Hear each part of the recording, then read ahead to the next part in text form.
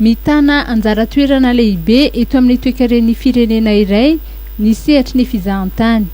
Ho an'i Madagasikara manokana dia mbola betsaka ny tanjona tokony hotratrarana ka izay indrindra no antom-pisian'ny sekoly ambony Infotour na ny Institut de Formation en Tourisme et Tsekadvato sy any Mahajanga izay mamolavola tanora ahafen'ny tontolon'ny fizahantany sy ny fifampiantranona. Mizara roa mazava tsara ny fampiofanana omeny.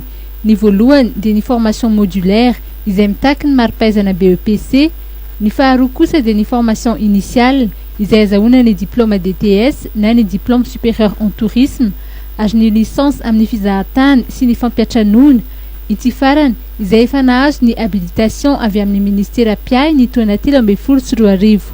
Ny formation ato amin'ny Infotour zany misy karazana anankiroa, dia ny formation initiale sy ny formation modulaire. Ny formation initiale dia ho an'ireo izay manana bac ary ny formation modulaire kosa dia ho an'ireo manana BEPC na niveau BEPC zany. Ny formation initiale zany dia manome diplôme supérieur en tourisme izay na homologué ny enseignement supérieur nanomboka tany 1999 ary ny azahoana licence en tourisme et hôtellerie izay habilité ny enseignement supérieur sy scientifique ihany koa.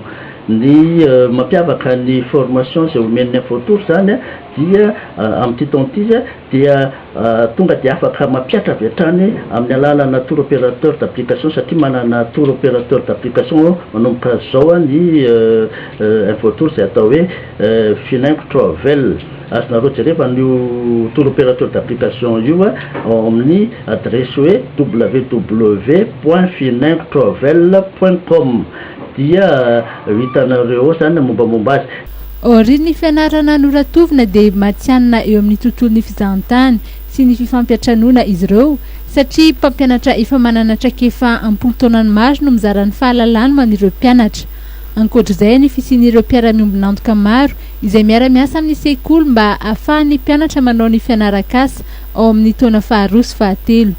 Ny 17 janoary izao no mikarakara fidirana vaovao ny Infotour ka afaka manatona etsy amin'ny fobetoerany etsy Ankadivato ireo rehetra liana amin'izany.